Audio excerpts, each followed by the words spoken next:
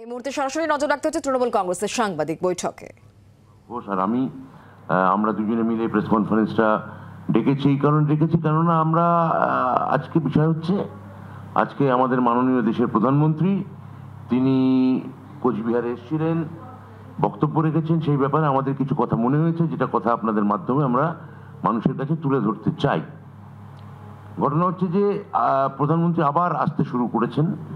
2021-এ আমরা বারবার দেখেছি, আমাদের সেই গান মনে পড়ছিল, বিখ্যাত গান, যে নেতা আসছেন হেলিকপ্টারে, নেতা ভাসছেন, নেতা আসছেন, নেতা আসছেন। তো 2021-এর আগেও আমরা বারবার প্রধানমন্ত্রী এবং স্বরাষ্ট্রমন্ত্রী মাননীয় তাদের বারবার এখানে আসতে দেখেছি। তারপর তাদের আর দেখা যায়নি। যখন তৃণমূল কংগ্রেস 200-র উপর আসন পেয়ে মাননীয় মুখ্যমন্ত্রী মমতা বন্দ্যোপাধ্যায়ের নেতৃত্বে সরকার গঠন করলো, আবার 3 বছর পরে প্রধানমন্ত্রী আবার ঘন ঘন আসতে শুরু করেছেন এবং কোচবিহার জেলায় এসছেন। এবং আজকে তিনি কোচবিহার জেলায় এসছেন এবং পুরো উত্তরবঙ্গ সম্পর্কে কেন, গোটা পশ্চিমবঙ্গের মানুষ সম্পর্কে কতটা উদাসীন, কতটা নিষ্ঠুর আমরা বলতে পারি, নিরাসক্ত, যে পাশে জলপাইগুড়ি জেলায় ওই রকম বড় ঝড় মাত্র কয়েকদিন আগে হয়েছে। প্রধানমন্ত্রী সেখানে যাওয়া তো দূরস্থান, আমার মুখ্যমন্ত্রী আপনারা জানেন রাত্রিবেলায় ওই ঝড়ের খবর পেয়ে ওখানে গিয়ে চলে গেছেন, আর্ত মানুষদের পাশে দাঁড়িয়েছেন, দুর্গত পীড়িত মানুষদের পাশে থেকেছেন, হাসপাতালে গেছেন, তাদের সবাইকে সাহায্য করেছেন। এবং ঠিক পাশের জেলা কোচবিহার, সেখানে আজকে প্রধানমন্ত্রী এলেন, বক্তব্য রাখলেন এবং কি আশ্চর্য, একবারও তার মুখে জলপাইগুড়ির ঝড়, সেখানে মানুষদের মৃত্যু, এখানে মানুষদের বাড়ি চলে যাওয়া, সেটা নিয়ে একটা কথা তিনি উচ্চারণ করলেন না। এটা আমাদের কষ্ট হয়েছে যে উত্তরবঙ্গের মানুষ, আমরা অন্তত গত লোকসভা ভোট থেকে দেখছি বারবার মাননীয় প্রধানমন্ত্রীর উপর আস্থা রেখেছেন, বারবার প্রধানমন্ত্রীকে বিভিন্ন লোকসভা কেন্দ্রে বিজেপিকে যারা জিতিয়েছেন, সেই ঝড় যেখানে হলো সেখানে তার সম্পর্কে একটি কথা নেই, একটি সমবেদনার কথা নেই, একটি কোনো দুর্বলতার কথা নেই। অর্থাৎ নর্থ বেঙ্গল সম্পর্কেও যে আসলে কতটা উদাসীন বিজেপি পার্টি, এটার দ্বারা সেটা প্রমাণিত হয়। তো আজকে তিনি বেশ কিছু বক্তব্য রেখেছেন, সেটার সম্পর্কে আমার আর অল্প কিছু কথা আছে, তারপর আমি কুণাল ঘোষের কাছে মাইক দিয়ে দেবো। কিন্তু তার আগে আপনাদের উনি যা বলেছেন সে সম্পর্কে একটা ছোট ক্লিপিং আমি আপনাদের দেখাবো। বিজেপি সবার কাছ থেকে এখন কাগজ চাইছে সিএ এর নাম করে, আর আমি বলছি 3 বছরের শ্বেতপত্র প্রকাশ করো, কাগজ দেখাতে পারছি না।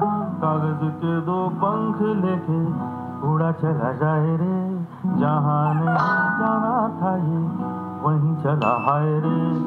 আরে নিজেদের কাছে কাগজ নেই, বাংলার 12 কোটি মানুষের কাছে কাগজ চাইছো? বিজেপি ঠিক করুক কোথায় আসবে, একদিকে আমি থাকবো, একদিকে আপনারা থাকবেন। আপনি শ্বেতপত্র প্রকাশ করুন, আমি শ্বেতপত্র প্রকাশ করবো, দেখি কে সত্যি কথা বলছে, কে মিথ্যে কথা বলছে। দুধ কা দুধ, পানি কা পানি। দিশাহারা কেমন বোকা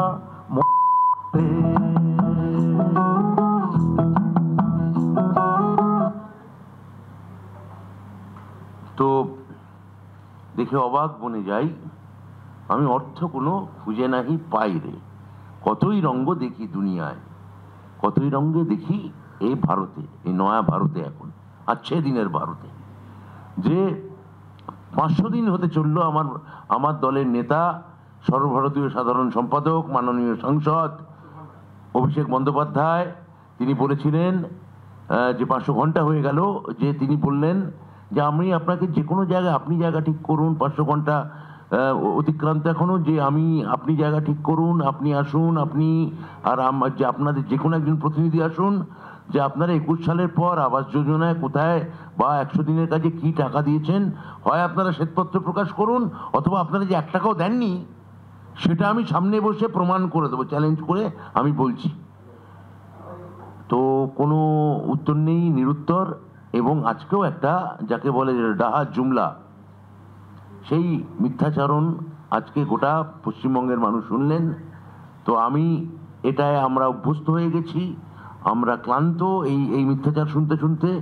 এখনো আমরা আবার বলছি যে এরপর হয়তো 510 ঘন্টা যাবে, 520 ঘন্টা যাবে, 530 ঘন্টা থাকবে, ওইদিকে নীরব, এবং তুমি নীরবেই থাকবে, তাও আমি বুঝতে পারছি। বাংলার আওয়াজ, বাঙালির আবেগ, জি 24 ঘন্টা।